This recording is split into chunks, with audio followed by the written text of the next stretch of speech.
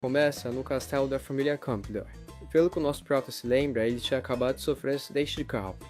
Quando ele olha para suas mãos, ele até acha que tinha viajado no tempo. Porém, a decoração daquele palácio era no estilo ocidental, então ele se vê no espelho e percebe que era mais novo, e também era mais bonito. Então, ele já começa a entrar em pânico, pensando que não só viajou no tempo, mas sim virou outra pessoa. Porém, essa parecia ser uma situação boa. E olhando um pouco melhor, ele até se achava mais bonito. Porém, ele já estava pensando que isso era bom demais para ser verdade. Até porque nada de bom acontecia na vida dele. O nosso herói é aquele tipo de nerdola que só ficava jogando videogame o dia inteiro. Então ele decide pegar uma faca e conferir se tudo aquilo não era um sonho. Ele fez um pequeno corte no seu dedo, porém a lâmina estava muito afiada e acabou virando um corte profundo. Ele rola para todos os lados gritando de dor. Em choque, ele percebe que aquele mundo é real mesmo. Nesse instante, ele percebe que aquela aparência lembra muito um personagem da novela que ele lia. Porém, ele não teve muita sorte e acabou reencarnando no vilão que foi exilado. Mas para melhorar um pouquinho a situação do nosso protagonista, ele renasceu no corpo de um vilão riquinho, herdeiro de uma família poderosa. Só o azar já começa aí, pois ele renasceu no pior personagem da história. Nosso herói nasceu no corpo do Moon Campbell, que é o pior personagem dessa história que ele lia no mundo real. Nosso protagonista já começa a entrar em desespero, porque esse vilão já era derrotado nos primeiros capítulos. Nesse instante, a sua empregada acaba batendo na porta, e ele pede para que ela entre. A garota dá as boas-vindas ao seu mestre, e o nome dela é Anna Campbell.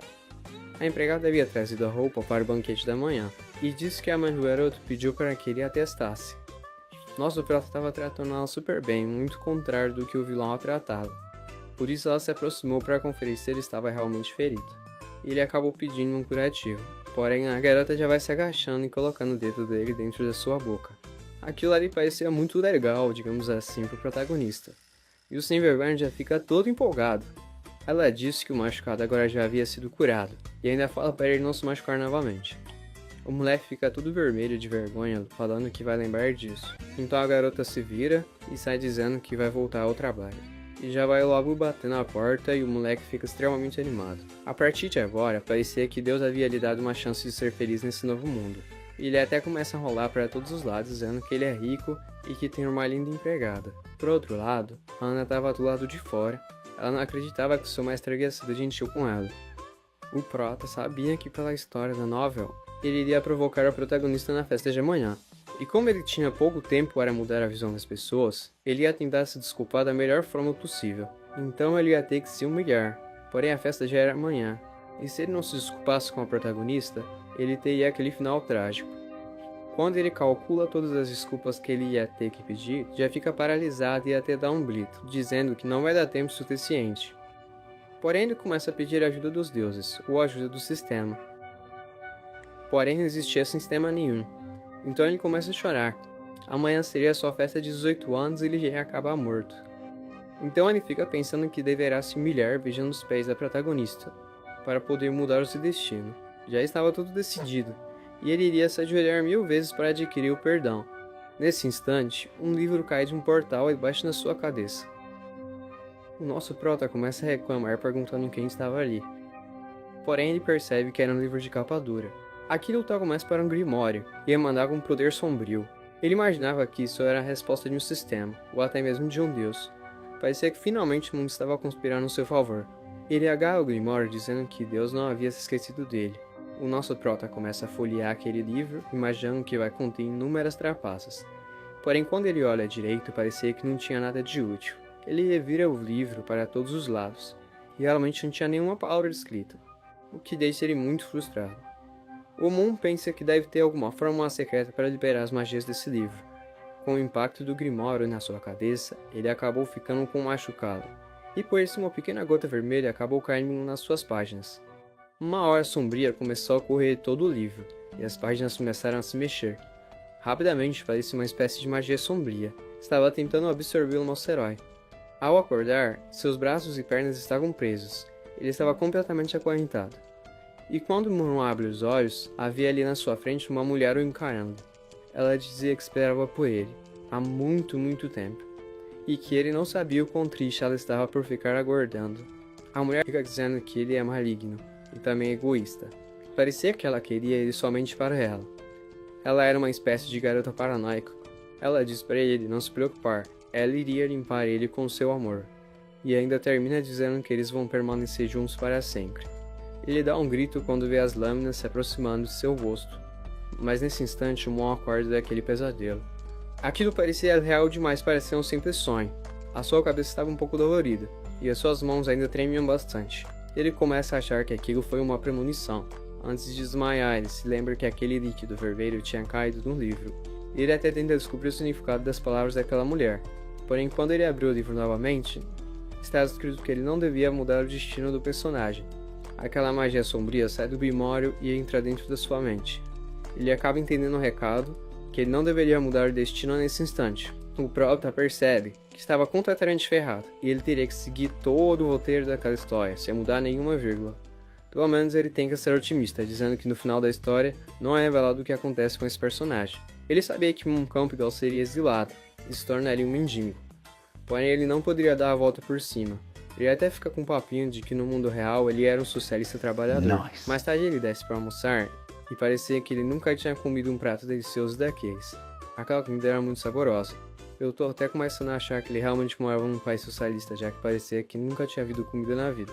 A Salma pergunta o que aconteceu com Mon Campbell, pois ele parecia estar muito feliz. E a nossa digníssima duquesa Nice Campbell, Leopold Long Campbell, fala que seu filho está muito feliz, pois amanhã ele vai fazer 18 anos. Vamos falar que é exatamente isso. Ele estava disfarçando, fingindo que não passava fome na sua primeira vida.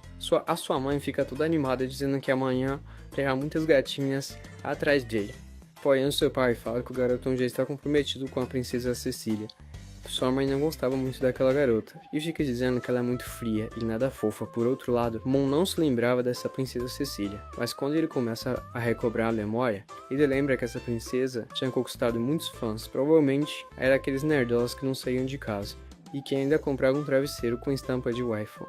Nesse instante, nosso herói fica com pena de seus pais, pois o Mon na história real não valia nada.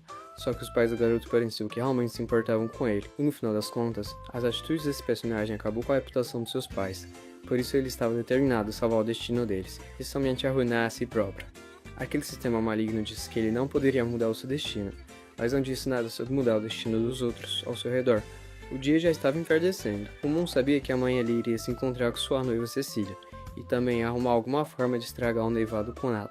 Ele queria comprar uma espécie de sonífero, e só ia conseguir isso no mercado negro. Nesse instante ele acaba se esbarrando numa empregada e derruba todo o chá em cima dela. Quando a garotinha percebe que ela se esbarrou no terrível Mon, ela fica morrendo de medo. O cara realmente não valia nada, e tinha uma péssima reputação, por isso a garota já levanta rapidamente, pedindo desculpas ao jovem mestre. Ele diz que estava tudo bem, mas ela percebe que tinha uma mancha na roupa dele. Por isso ela já se ajoelha pedindo perdão, implorando para que ele não demita ela. Isso deixa Mon um pouco bolado, pois o dono original desse corpo não era nada legal. Ele fala para a garota se levantar e que foi apenas um acidente, e que não iria castigá-la. A garota estava com febre, então ele se aproximou dela para medir a sua temperatura. Aquilo acaba causando uma situação romântica, e ela fala que está trabalhando duro, por causa da festa de amanhã. Nesse instante, aquela empregada Hannah havia chegado ao nosso herói. Diz para ele levar a pequena garota para descansar. Antes o jovem mestre pergunta qual era o nome dela, e a garota diz que se chama Noel. Hannah fala que tem muitas funções por causa da festa de amanhã, e que não dava para a garota descansar. Agora que cada empregada na mansão tem suas tarefas bem definidas. Se a Noel tirar um cochilo, o peso vai acabar caindo nas costas de outro empregado. Então questionam por que eles não contratam mais gente de fora. Daquela mansão é gigante, é impossível que não tenha verba para reforçar a equipe. O Mu então dá uma ordem para a chefe das empregadas que qualquer servo que não esteja em plenas condições de trabalhar que vá descansar, e as vagas vão ser preenchidas por pessoas de fora. Ele fala que não quer zumbis jogando pela cerimônia de maioridade dele. A empregada acata as ordens e fala que vai repassar a ordem agora mesmo. Depois que o Prota vai saindo pelo corredor, o Noel sussurra para a empregada-chefe. O Prota sempre foi contra trazer forasteiros para dentro da casa, e dizia que não queria ter gente de fora contaminasse a mansão dos Duque. A irmã já corta ela, falando para que ela não pense nessas coisas e apenas siga as ordens. Após o jovem ir embora, a irmã fica com o pensamento de que ele está mudando. É sutil, mas ele parece bem diferente. Ora, o Moon procurando alguma coisa e um baú cheio de joias. Ele revira o quarto inteiro resmungando, fala que para lidar com uma maga do nível da princesa só com uma poção muito especial. O problema é que essa poção é muito cara e totalmente legal. Só tem um lugar onde ele pode achar essa parada. Ele acha o vale VIP dele do mercado negro subterrâneo. Corta para a Câmara de Comércio Chess Forward. Ele mente para despistar os guardas, falando que vai comprar umas joias pro pai dele. Eles aceitam assim normal mesmo. Ele olha para trás, certificando que ninguém está observando e se enfia num beco. O local ficava em um lugar bem recanteado, longe dos olhares da cidade real.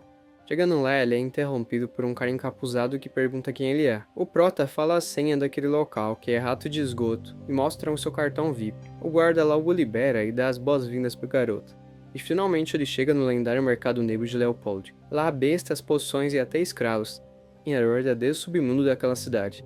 O vendedor olha o Prota entrando e fica feliz de finalmente ter um cliente, perguntando o que ele deseja. O Prota já pergunta para ele se por um acaso tem algum sonífero para mago naquele lugar. O vendedor se vira para procurar a poção e fica fazendo brincadeiras, fazendo suposições do que aquela poção seria útil para o jovem G. Ela oferece um local onde se vende escravos, mas o Prota já diz que não está muito afim disso. Quando o mundo já está se preparando para sair, o vendedor pede para que ele espere, e que lembra que tinha uma poção dessas no seu estoque. O vendedor tinha um rosto coberto por uma máscara e uma voz alterada magicamente. Impossível saber se era homem ou mulher. Mas o Proto já dá uma olhada ali no conteúdo e tira suas próprias conclusões. E o fato que ela sobreviver ali no submundo do reino o deixa ainda mais interessado. O vendedor tenta lembrar onde colocou os frascos que havia preparado, quando o safado do Proto tá ali só observando o produto. Na mente dele, ele pensa que talvez seja uma boa se aliar a ela para quando ele for exilado do reino. Nisso, alguém entra na loja pedindo algo forte que não deixe rastros. A silhueta e o perfume com certeza eram uma mulher, e o Proto fica pensando o que será que ela vai fazer com aquilo. A vendedora chega com a poção e avisa que pode ser misturado com qualquer tipo de bebida, que com 1 ou 2 gotas já consegue derrubar um elefante. O Proto fica um pouco desconfiado se é verdade, e ela fala que se não acredita, ele mesmo pode testar, mas que se cair no sono, ela cobra uma taxa de enfermagem de 5.000 reais por hora. Ela também pega a poção da garota que chegou, e avisa que fica 130 mil ienes. Perguntando se o pagamento vai ser no dinheiro ou no cartão, a garota misteriosa avisa que não tem o valor, mas pede para pagar com informação. Ela entrega um papel para a vendedora que fica extremamente interessada no conteúdo, falando que para certas pessoas aquilo vale muito mais do que 130 mil ienes. A vendedora então aceita vender a porção pelas informações da garota, que agradece e já se retira da loja. A vendedora volta pro Prota e pergunta como vai ser, e ele pede para que ela passe seu cartão. Ele entrega a poção e oferece um brinde para ele, dizendo que aquilo pode melhorar a experiência se ele usar em conjunto com a garrafa vermelha. Ele agradece a gerente e pergunta sobre a informação da garota. Ela fica toda feliz e pergunta para ele se ele também quer, dizendo que pode vender para ele com preço especial, afinal eles são amigos antigos. A mostra 9 dedos e ele pergunta se são 90 mil. Ela responde que com 900 mil a informação é dele. Prota já recua e manda para ela que não quer não. Ele fica pensando que ela tenta lucrar 7 vezes em cima dele, pode repassar uma informação, dizendo que aquele lugar é um ninho de tubarões e que precisa achar aliados melhores. Na saída, a vendedora se despede dele e pede para que ele volte sempre. Mas assim que o garoto sai da loja, ela revela a informação que estava naquela carta, de que amanhã será a festa do moleque da família Campbell, que até a terceira princesa vai, e a mansão do duque está contratando forasteiros. Ela fica se perguntando para quem ela deve vender essas informações, já que Moon Campbell é odiado por diversas pessoas. Ela soltou uma risada leve e comentou que realmente era uma mulher terrível. Na noite seguinte, a mansão do Grand Duque estava totalmente dominada.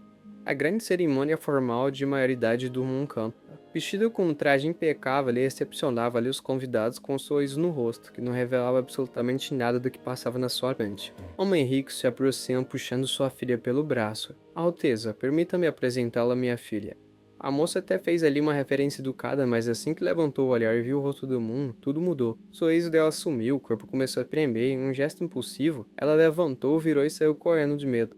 O salão ali já congelou na hora, e o pai da jovem ficou todo vermelho, curvou-se rapidamente e pediu perdão, avisando que ela devia estar se sentindo nervosa. O Prota já sabia da sua reputação, então ele apenas dá aquele sorrisinho leve e avisa pro homem não se preocupar, já que aquilo estava como esperado.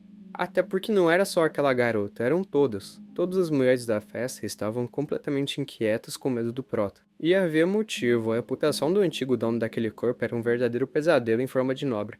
O Grand-Duque, que observava tudo de longe, se aproximou e deu um tapinha no ombro do filho, o avisando que estava satisfeito com o amadurecimento do filho. Ele pensava que naquela situação seu filho com certeza causaria um escândalo, mas muito pelo contrário, ele realmente mostrou que agora é um homem. Prota cumprimenta o pai dele e fala que dará seu melhor. Neste momento, todos anunciam a chegada da princesa. Todos deveriam dar as boas-vindas à terceira da linhagem de sucessão do Império Leopold. A filha é branca e pura e abençoada pela deusa do gelo. A terceira princesa do Império, Alteza Cecília, e nós vemos que ela realmente era muito bonita. O seu pai se despede para que ele fique sozinho com a sua noiva, e dessa forma ele vai até lá mostrando todo seu cavalheirismo. A garota fala que faz muito tempo desde a última vez que o viu, e o jovem mestre elogia ela dizendo que a garota estava deslumbrante. É sério? Obrigado pelo elogio, no entanto é raro ouvir tais palavras de elogio do Matt Moon. Quando esse LT diz isso, até faz parecer que eu sou uma má pessoa, que não consegue nem controlar a boca, e isso não é verdade. Nós vemos que a garota não tem medo de falar essas verdades para o protagonista. Ele dá as boas-vindas e diz que ela deve estar cansada da viagem. Essa garota era muito bonita, porém muito assustadora, como esperada da primeira protagonista feminina do livro original. Por outro lado, a garota fica pensando que o seu noivo ele era muito diferente do que antigamente, e até se pergunta quando foi que ele se tornou um cara tão educado. Nesse instante, uma filha ilegítima aparece, e era a mulher que teve um duelo com o noivo há pouco tempo. E as pessoas começam a sussurrar baixinho sobre elas. Ali estava a verdadeira protagonista do livro original. O nome dela era Ariel Vanguard, que é essa garota aí de roupa vermelha. Ela cumprimenta o Moon e pergunta como ele tem passado. Ele fala que muito bem, mas nesse instante um dos funcionários começa a xingar a garota, chamando-o de bastarda. Croc esperto que já não é, já tapa a boca gordão, dá-lhe um soco na barriga e fala: o que esse mano tá falando, velho? E já dá-lhe ali uma desculpa, falando que tá muito bem sim e agradece pela preocupação da senhorita, né? A garota já virou toda ali assustada, né? Pensando: o que tem de ser com esse mano aí? Nem me chamou de bastardo nem nada. Ela fica pensando que talvez o cérebro dele finalmente tenha evoluído para conseguir alegrar o nome completo dela, né?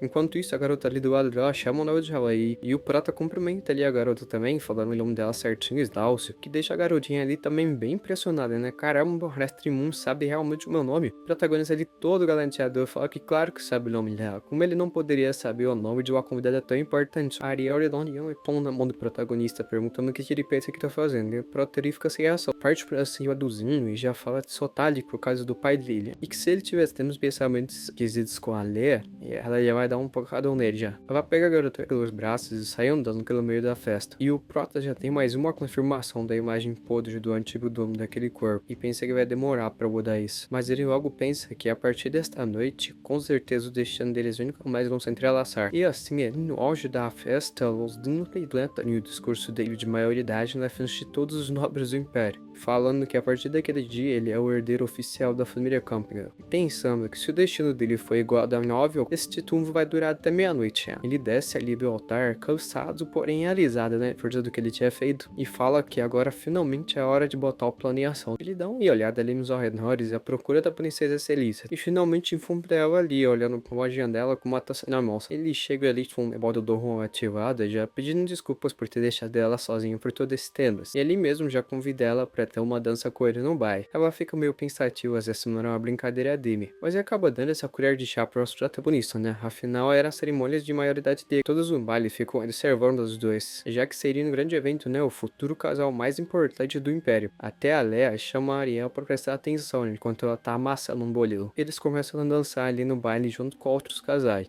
E a Celícia elogia o Prota por dançar Bakes, mas ele fica todo modesto, falando que é apenas o iniciante nisso. A princesa fala que o Prota mudou, e ele pergunta se não tá agindo com nenhum nobre. Ela fala que não é isso, e que na verdade ele mudou a forma de convidar as pessoas.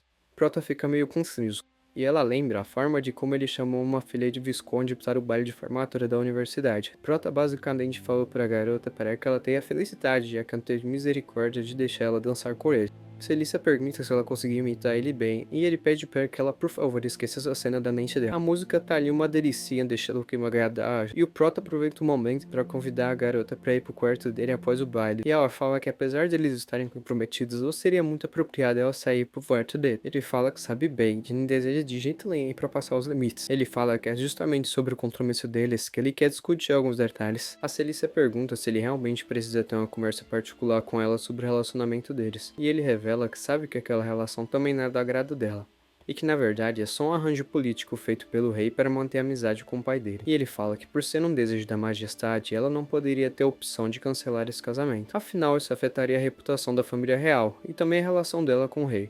Então ele pensa que se eles trabalhassem juntos, talvez eles poderiam até resolver isso de um jeito melhor, e pergunta a ela o que acha disso. Ela fala que entende agora que isso era algo que eles deviam discutir em particular. O Prota pede desculpas mentalmente pra Celícia, mas pensa que essa é a única forma de manter a história no caminho certo. E a Celícia já não perde tempo perguntando pra ele onde ficava o quarto, deixando ele até um pouco surpreso. e já pega o Prota pelo braço, falando que eles não precisam esperar até o baile acabar, que já podem ir agora mesmo. Enquanto isso, tem duas empregadas ali só de espreita observando o Moon e a Celícia, e aparentemente elas também estão em uma missão, falando que precisam agir rápido já que estão no território do Senhor Leão. Pouco tempo depois, no quarto do Moon, ele tá levando ali um vinho pra Celícia, mas ela logo fala que não pode beber. Ele fala que é só vinho tinto e ela mesmo assim fala que não pode beber nem vinho tinto. Aparentemente nossa princesa não pode beber nenhum tipo de álcool, tipo nem uma gotinha. Prota fala que tudo bem, mas logo ele pensa como que ele vai esconder aquele remédio que é super vermelho se ela não bebe vinho tinto. O protagonista fala que se ela não bebe nada alcoólico, o que ela gostaria de tomar para acompanhar ele naquela conversa. Ela fala que café, mas ele avisa que só tem chá preto. Por que pergunta então, né? Ele fala que por algum imprevisto naquela casa só tinha vinho tinto e chá preto, então ia ter que escolher um dos dois. E a princesa decide que chá preto tá de bom tamanho. Então Prota já vai saindo ali para preparar a bebida deles, né? E ela fica ali meio confusa na sala, né? Que esse cara tá arrumando? Enquanto isso, o protagonista tá ali na cozinha preparando suas traquinagens e ele dá uma exagerada ali na dose da poção porque, nossa, ele é uma maga poderosa. Quando ele tá ali batizando o copo dela, ela aparece perguntando se ele ainda não terminou, né? E ele fala pra ela que já tá ficando pronto e pede pra que ela vá se sentar, né, pra esperar um pouco. A garota obedece ele, né, e vai lá sentar no sofá quietinho e o prota já fica como, mano, quase que ele senta. Mas quando ele olha de novo no balcão, percebe que ele deixou cair todo o resto de poção que tinha no frasco. E ele ia usar aquele restinho pra diluir e fazer um monte de sonífero pra conseguir recuperar aquele dinheiro. A Celícia chama ele e ele finalmente fala que tá indo. E ele se desculpa pela demora e entrega o chá ali pra princesa, né? Só que a princesa nota uma parada meio esquisita. O chá dela só ficava brilhando só e tava mais vermelho que tudo. O Prota dá uma desculpa de que esse é um chá muito raro ali da família dele, chamado de grão vermelho mate. E ela meio desconfiada já fala pra ele que se é isso mesmo ele pode tomar primeiro, né? E ele fica indignado, né? Falando tipo, mano, você acha que eu ia fazer uma coisa dessa com você? Eu? Ela aproveita pra falar que como ele é um anfitrião muito sensível, então deve obedecer a uma lei básica de etiqueta, né, que é servir primeiro. Ele fala que se ela deseja isso, então ele vai beber primeiro para mostrar para ela que não há nada nas bebidas. Mas ela toma a xícara da mão do Prota e fala que o chá dele parece estar bem melhor que o dela. Pergunta para ele se ele se importa, né, de ela trocar com ele. Ela já sai tomando e percebe que aquele copo estava batizado. Ela consegue falar algumas palavras antes de cair no sono e derramar o chá pelo tapete. O Prota pensa que ainda bem que ele conseguiu colocar a poção nos dois copos, porque senão isso aí já ia dar errado. Mas ele fala que essa já não é mais hora de ficar pensando em muita coisa. Que na história real, a protagonista feminina vai tentar matar ele depois deles ficarem inconscientes. Então é melhor ele já começar os preparativos. Ele já desce ali a meia as roupas dela e rapaz, isso aqui tá ficando estranho. Mas o Prota já dá uma segurada e pensa que talvez se ele bagunçar o cabelo dela fique um pouco mais convincente. E é claro, ele também já faz a parte dele, né? Tira ali a blusa e a calça e fica de boninha. Bom, até agora é a missão cumprida, é só ele esperar até a protagonista chegar. Um tempo passa ali e o Prota já começa a ficar entediado. Ele pensa que na história original já faria meia hora de que Ariel já devia ter entrado naquele quarto, salvado a princesa e derrotado ele. Mas aí ele não consegue encontrar na mente dele como essa cena aconteceu na novela original. Do que ele lembra é que uma criada acabou sem querer manchando a roupa da Ariel e ela acabou tendo que limpar essa mancha lá no banheiro. Até que ela notou um som bem estranho vindo do quarto do Moon e pegou ele atacando a princesa, no caso, o dono original do corpo. Daí o Prota deduz que criada doente deveria ser a Noel, e a Noel não estava ali, porque ele tinha dado folga para ela. Então basicamente, nessa atitude dele, ele acabou mudando completamente o destino das coisas, e isso era um problema gigante para ele agora. Mas ele se acalma, pensando que mesmo que algo tenha dado errado, ele ainda conseguiu drogar a princesa, e que há um jeito de consertar isso tudo. Mas do nada ele percebe que o clima naquele quarto esfriou drasticamente, e quando ele vira o rosto já toma lá um tapão da princesa na cara. Ele já cai no chão ali, a princesa vem atrás dele igual um espírito obsessor, mano. Ele pede pra que ela se acalme e fala que não é o que ela tá pensando, mas ela só fica falando que tá quente e que o corpo dela quer algo. Vixe, com essa visão aí que o Protinho tá tendo, não sei se ele se deu bem, se deu mal, mano, só sei que eu queria ser ele. Ele percebe que tem alguma coisa errada ali e fala pra ela que vai chamar um médico, mas a menina ali já tem a pegada diferenciada, já toma ali a mão no pescoço do protagonista, e ele ali só pedindo pra ela acordar, mas bom, acordar pra quê? Dormindo tá bom demais. Na mente dele, ele tá implorando pra Ariel entrar e salvar a vida dele nesse momento. E a Celícia já vai ali e dá-lhe um beijão na boca do Protinha. Enquanto isso, nos corredores do palácio da família Campbell, ainda tava tendo uma festa, né? E acabou que o vestido da Ariel não foi manchado pela Noel, mas sim pela amiga dela, aquela Leah. Quando ela chega na frente do quarto do Moon, ela ainda tem o mesmo cuidado e olha pra lá pra ver o que tá acontecendo. Mas chega aquela empregada lá e fala pra ela que aquela área é restrita. Ariel pergunta que coisa é essa de área restrita. E a empregada responde que é um segredo ali da família Campbell. e que ela não pode contar. Ela percebe que a roupa da Ariel está suja e pede para que ela deixe isso na responsabilidade dela. Ela dá ali um clear no jutsu e limpa a roupa da garota. A garota fica impressionada e fala que é digno da família Campion mesmo. Até as empregadas conseguem usar magia. A empregada fala para Ariel que há um banquete de tortas limitadas e que se ela não quiser perder é melhor ela correr. A garota fica toda animada e já sai correndo agradecendo pela informação. Enquanto isso, a empregada acena para ela e olha pro lado de uma forma meio suspeita. A garota até percebeu que aquela criada estava cheirando a sangue e que isso era bem suspeito, mas a real é que ela não estava nem aí, afinal aquela era a mansão dos Duque, então ela não tinha nada a ver com isso. E enquanto a princesa, ela já era adulta e também era uma prodígio da magia. Não tinha como ela ser enganada pelo aquele playboy trouxa, então a garota sai voada atrás daquela tortinha que foi prometida. E uma das assassinas pergunta se a Ariel também era um objetivo daquela missão. Nessa hora a gente descobre que aparentemente ela é braba mesmo, até porque a outra empregada fala que um assassino do seu grupo foi atrás da Ariel e ela sozinha tancou o mano, filho. Mas voltando ao assunto, ela fala que as duas têm pouco tempo pra concluir a missão. E quando elas dão uma olhada ali pra dentro pra ver como é que tá a situação e planejar o ataque, já vê o Prota e a princesa quase se comendo, filho. O bagulho tava tenebroso lá dentro. Aparentemente já passou o efeito ali da bebida na princesa. E o protagonista tá agradecendo os céus por ter segurado esse tempo todo sem ultrapassar os limites. Até porque se ele tivesse ultrapassado, ele não seria nem exilado, seria executado de uma vez já. Enquanto ele tá aí sonhando acordado, ela já aponta a espada pra ele, perguntando qual que são as últimas palavras. O Prota, desesperado, já pede pra ela dar um minutinho pra ele pensar, né, pra ganhar um tempinho. E ele pensa que se ele não conseguir acalmar a princesa, vai ser um F total, não tem nem pra onde fugir. No desespero de encontrar uma desculpa, o Prota se confessa pra ela, dizendo que só fez isso por amor. E ele vai achando que ela vai perdoar ela por causa dessas palavras meia boca, filho. Ela já ataca ali uma espadada na reta do pote do protagonista e fala que odeia esse lado traiçoeiro dele. Ela fala que se ele realmente gostasse dela, deveria impressionar com seu caráter. E que se ele fizesse isso e ela ainda estivesse apaixonada por ele, ela não teria problema nenhum com o casamento. Mas ele escolheu o jeito mais expressivo e vergonhoso, que foi drogando-a. O Prota pede desculpas, mas ela manda ele calar a boca e aceitar logo a sua sentença. Nessa hora, uma empregada bate na porta e ela manda ele ir até lá e mandar ela ir embora. O Prota se ajeita e no caminho para atender a empregada, ele começa a pensar as suas opções. Uma era ser assassinado ali mesmo pela Celícia, a outra ser enforcado em público pelo rei, ou desmembrado pelaquela garota do sonho. De qualquer forma, ele realmente não tinha saída nenhuma. Chegando à porta do quarto, ele se surpreende por nunca ter visto aquela empregada antes. A empregada fala que veio trazer alguns lanches para os dois, já que estavam algumas horas já naquele quarto. Ele pede para que ela deixe em cima da mesa. E aproveita para perguntar se por acaso ela é nova ali na casa. Ela avisa que foi escolhida ontem para entrar na mansão dos Dolce, que por isso é normal que ele não reconheça ela ainda. Mas do nada a empregada dispara em direção da Celícia e a ataca com sua adaga enquanto a menina ainda tá se trocando. Por sorte, a princesa ali também manja dos Paranauê, e já pergunta à empregada quem que foi que contratou ela para matá-la, já dizendo que provavelmente foi o irmão dela. Mas a empregada fala que essas informações são confidenciais, e que não precisa saber, já que vai morrer agora mesmo. Uma luta insana começa a acontecer entre a empregada e a princesa, e o Protinha de canto só fica pensando em como ele pode sobreviver a essa luta aí, né? Afinal, perto delas, ele é apenas um mero mortal, e se ele continuar ali no meio da luta, vai acabar morrendo e ninguém nem vai saber como que foi. Ele tenta caçar a saída, mas percebe que a porta está bloqueada. Daí ele começa a pensar que na novela original não tinha essa parte aí do assassinato na casa dos Duque, e chega à conclusão de que ele ter dado folga pra Noel foi o que causou tudo isso. Porque a Noel acabou não tendo que trabalhar, o que fez a empregada-chefe ter que contratar outras empregadas, e com isso abriu a brecha que essa assassina teve para entrar dentro da casa dos Duque.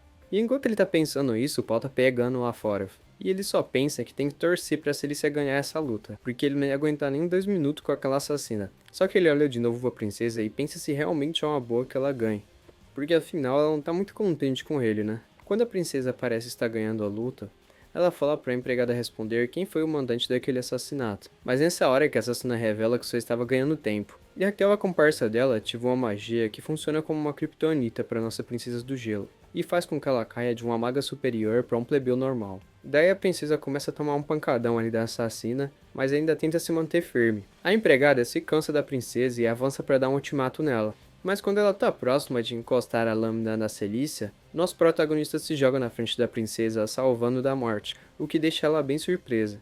Ela pergunta o porquê que ele fez isso, enquanto nosso prota tá ali cuspindo ketchup.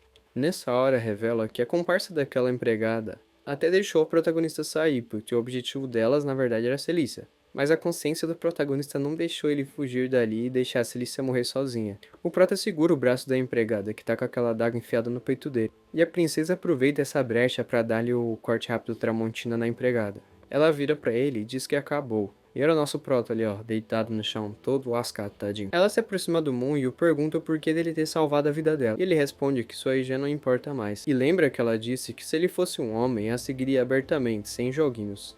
E a pergunta se agora ele conseguiu agir como um homem. Ela pede para que ele diga suas últimas palavras. Ele fala que para as pessoas ao redor dele é melhor que ele tenha partido mesmo, e que não é necessário que ele deixe qualquer palavra. Mas toca no rosto da princesa e a pede desculpas sinceramente. E fala que realmente gosta muito dela. A princesa fica desacreditada da cara de pau do protagonista, falando que se ele acha que só ter perdido a vida dele e um pedido de desculpas vai ser o suficiente pra ela perdoar ele, ele tá completamente enganado. E fala que não aceita as desculpas dele. Daí ela faz uns paranauê ali na ferida do Moon e fala que ele tem que viver para pagar pelos seus pecados. O Prota cai em uma espécie de limbo, um universo paralelo, e todo o cansaço e tontura do seu corpo vai desaparecendo.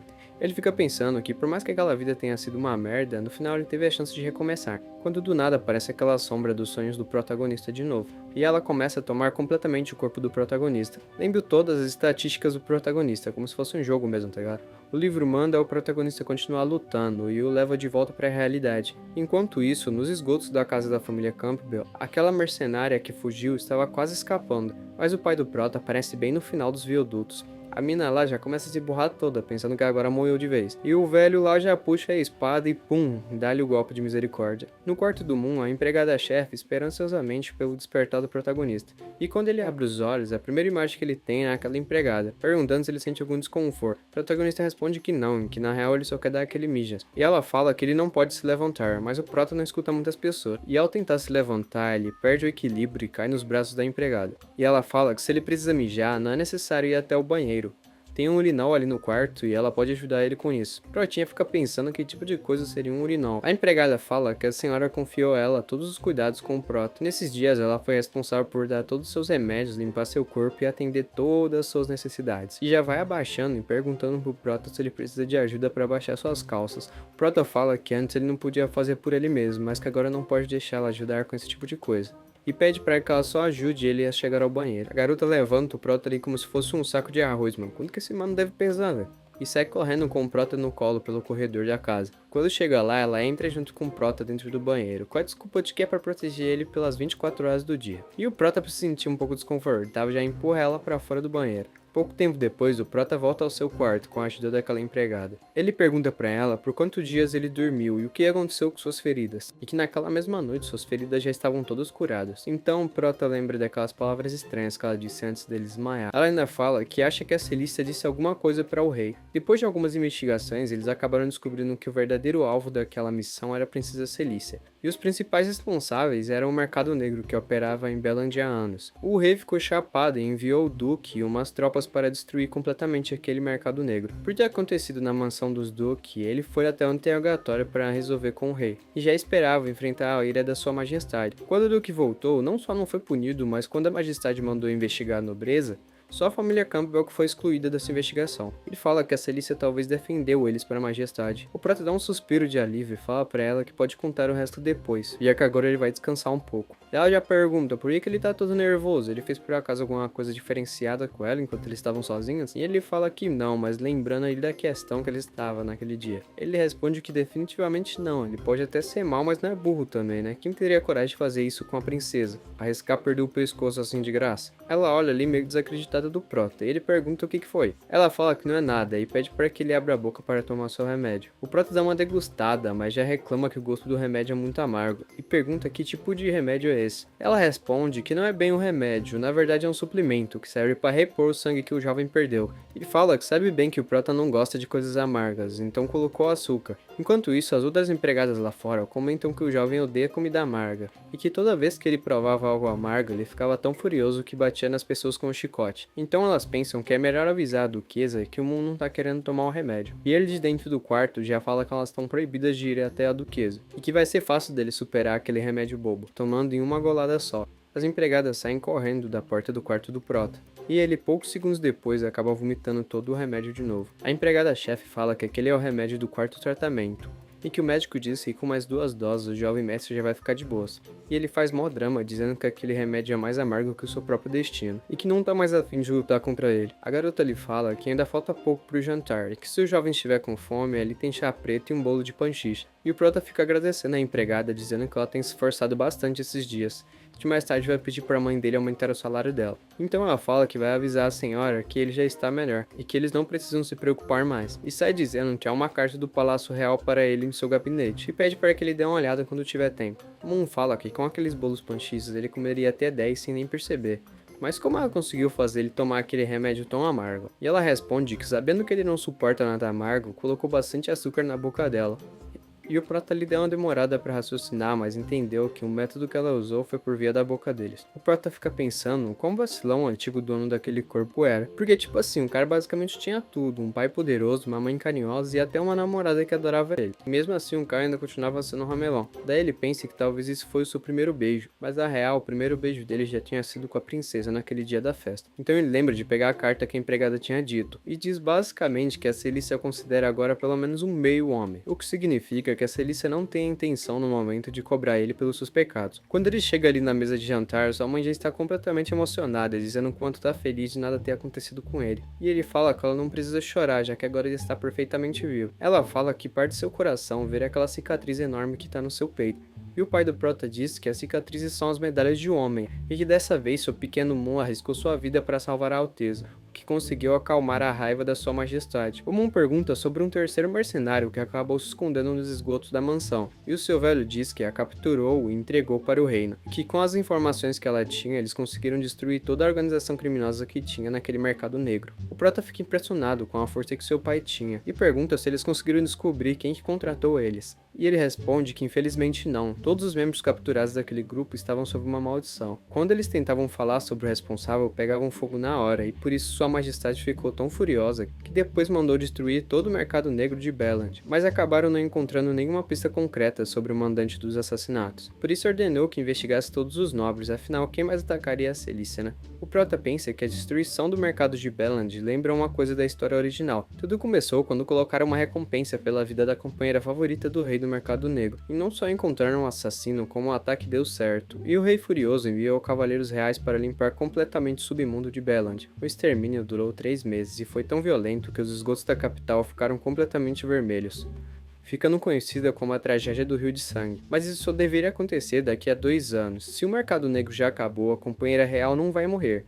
E se ela viveu, o verdadeiro Rio de Sangue nunca vai chegar a acontecer, o que já é mais uma mudança do protagonista na história original. O problema é que esse evento foi importante para o desenvolvimento da Ariel. Ela estava em um leilão ilegal e acabou envolvida num conflito entre os Cavaleiros Reais e o Submundo. Apesar de ter quase morrido várias vezes, a Ariel ainda tinha um papel de protagonista ao lado dela, e conseguia escapar de todos os perigos, ainda por cima aumentando seu poder. Dá até para dizer que esse incidente do Rio de Sangue foi um momento que marcou a transição da Ariel da fase estudante para de salvar o mundo. Mas agora isso aí nunca aconteceu, e é apenas porque o prota deu aqueles dias de férias para Noel. Mesmo que seus pais tenham dito para que ele descanse, o prota não consegue fazer isso agora, já que a história se desviou completamente do rumo da novela original. Isso significa que tudo que vem agora é totalmente desconhecido para ele. Então ele decide começar criando pequenos objetivos. Só que daí ele lembra daquela profecia do livro negro e tenta lembrar se aquela voz é parecida com alguém que ele já conhece. E pensando que se não é a Ariel e nem a Celícia, quem poderia odiar ele tanto para fazer isso? Ele desiste de encontrar uma solução para esse caso e decide que é melhor focar nos seus objetivos. E o principal deles é ficar mais forte no momento. Como é filho de um duque, ele tem todos os recursos necessários para ficar mais forte, mas pensa que não será tão fácil assim para se aproximar do poder do grupo do protagonista. O verdadeiro dono daquele corpo desperdiçava muito tempo. Ele estudou durante um ano inteiro na academia, e o único feitiço que ele aprendeu foi um de iluminação. Por sorte, a condição física dele não está muito ruim, muito por ele ser filho de um duque. De acordo com o sistema de níveis que ensinaram na academia de guerreiros, magos e sacerdotes, existem 5 níveis cada um, e o que vem depois está completamente fora do alcance do nosso prota. Só que mesmo que ele treine até morrer e alcance o nível 5, não adianta nada, porque Ariel e a Celícia são tipo escolhidas pelos deuses, tá ligado? A Celícia, por exemplo, logo que nasceu, recebeu a bênção da deusa do gelo e da neve, e desde pequena pode controlar o gelo de forma completamente natural. E depois tinha a Ariel, que ao final da novel ela tinha mais de 10 bênçãos de deuses diferentes. E não é só sobre a Ariel do futuro, até agora ela tem um poder físico bem parecido com o do Prota, mas além disso ela sabia magia e tinha bênçãos divinas.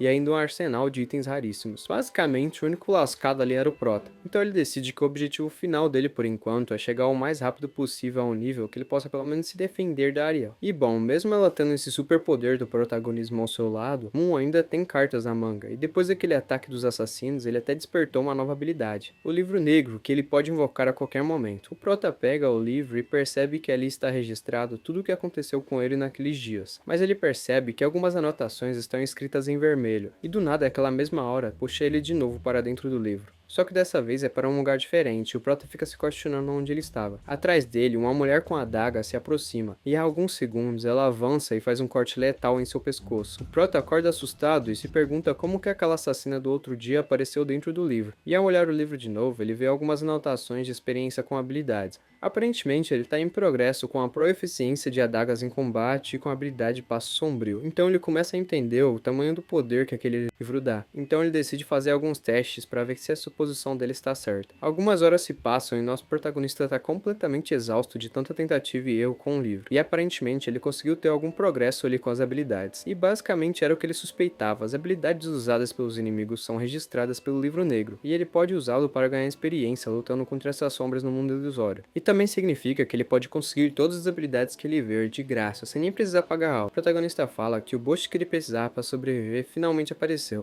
e que pelo menos agora ele não vai morrer tão facilmente.